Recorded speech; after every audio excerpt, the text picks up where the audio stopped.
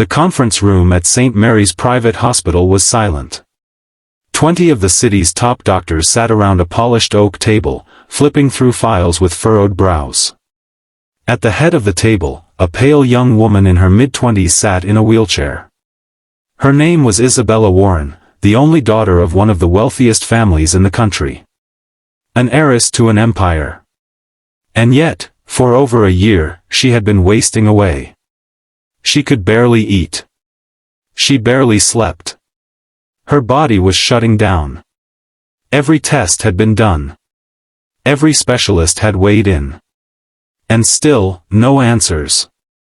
Her father stood by the window, his hand pressed against the glass, his face lined with worry. Money could buy the best doctors, but not the truth.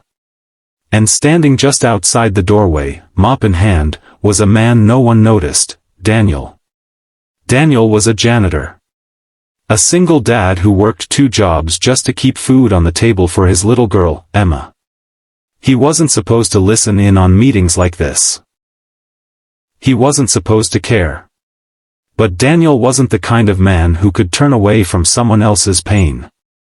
One evening, long after the doctors had left, Daniel stayed late to finish cleaning Isabella's room. The heiress sat quietly, staring out the window, her hands trembling in her lap. "Rough day?" Daniel asked softly.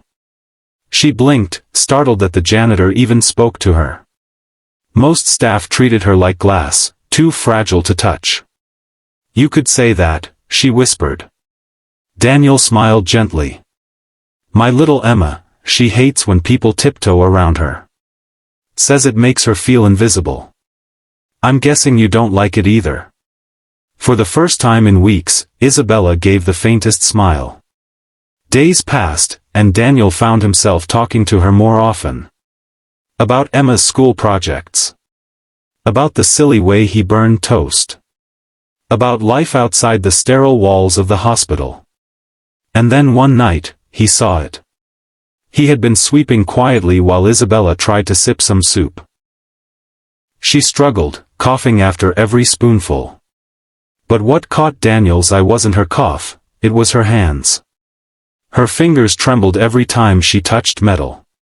The spoon. The railing on her bed. Even the silver button on her wheelchair. Her skin seemed to flush red right where it touched. Daniel froze. He wasn't a doctor. But years of fixing things around the hospital had taught him to notice what others missed. The clue was small, almost invisible. But to Daniel, it was like a flashing red light. "Isabella," he said carefully, "has anyone checked if you might be allergic to metal?" She looked at him, stunned. "Metal?" He nodded. "Nickel, maybe. My Emma has the same thing. Cheap jewelry gives her rashes. But yours looks worse. Maybe it's not just jewelry. Maybe it's everything." The next morning, Isabella told the doctors what Daniel suggested. Most of them brushed it off, annoyed at the idea that a janitor could spot what they hadn't. But her father insisted they run the tests. The solution wasn't easy, but it was possible. Special replacements were ordered. A new wheelchair, new tools, new everything, crafted without the metals her body rejected. Within weeks, Isabella's color returned.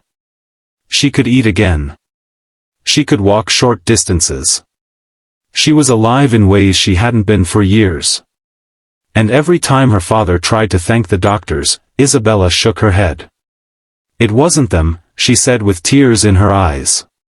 "It was Daniel." Months later, at a charity gala hosted by the Warren family, Isabella stood on stage. Healthy, radiant, her voice steady as she addressed the crowd.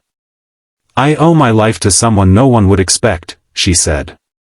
"Not a doctor. Not a specialist. But a janitor, a single dad who saw what 20 doctors missed. He reminded me that kindness, humility, and paying attention to the smallest details can save lives." The spotlight shifted, and there in the crowd stood Daniel, Emma's small hand tucked in his. He looked overwhelmed, out of place among the gowns and tuxedos. But the applause that rose around him was deafening.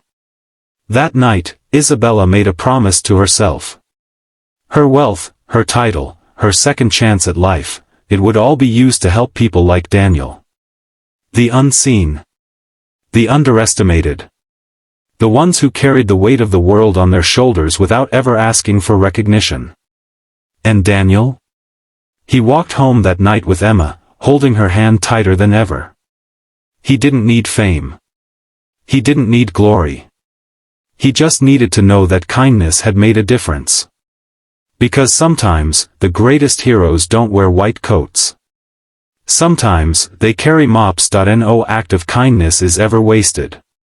Sometimes the smallest observation, the simplest compassion, can change a life forever.